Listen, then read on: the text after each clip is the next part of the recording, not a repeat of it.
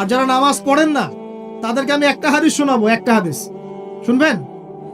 নবী সাল্লাল্লাহু আলাইহি ওয়াসাল্লাম বলেছেন, قال النبي صلى الله عليه وسلم بين العبد وبين الكفر والشرك ترك الصلاة। আল্লাহ পাকের বান্দা আর একজন কাফের মুশরিকের মধ্যে পার্থক্যই হচ্ছে নামাজ। মান তারাকা সালাতান মুতাআম্মিদান ফাকাদ বারিয়াত মিন যিম্মাতিল্লাহ। কেউ যদি ইচ্ছাকৃতভাবে তার উপর ফরজ নামাজকে ছেড়ে দেয়, সে যেন আল্লাহ পাকের জিম্মেদারি থেকে মুক্ত হয়ে গেল। অন্য হাদিসে আছে, মান তারাকা সালাতান মুতাআম্মিদান ফাকাদ কাফার।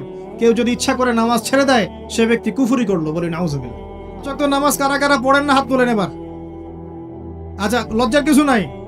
এখন আমার সাথে তওবা করেন, আমার সাথে তওবা করেন, বলেন আস্তাগফিরুল্লাহ আল্লাযী লা ইলাহা ইল্লা হুয়াল হাইয়ুল কাইয়্যুম ওয়া আতুবু ইলাইহি। আল্লাহর কাছে সাক্ষী রেখে বলেন, আল্লাহ, আমি জীবনে যত রাকাত নামাজ ছেড়ে দিয়েছি এর জন্য আমাকে মাফ করে দাও। ইনশাআল্লাহ আগামী জীবনে আমি বিনা ওজরে এক ওয়াক্ত নামাজও বাদ দিব না ইনশাআল্লাহ। রাজি আছেন ইনশাআল্লাহ? বাস এই একটা নসিহত যদি আজকে আপনারা আমল করতে পারেন, ইনশাআল্লাহ আজকের মাহফিল সফল।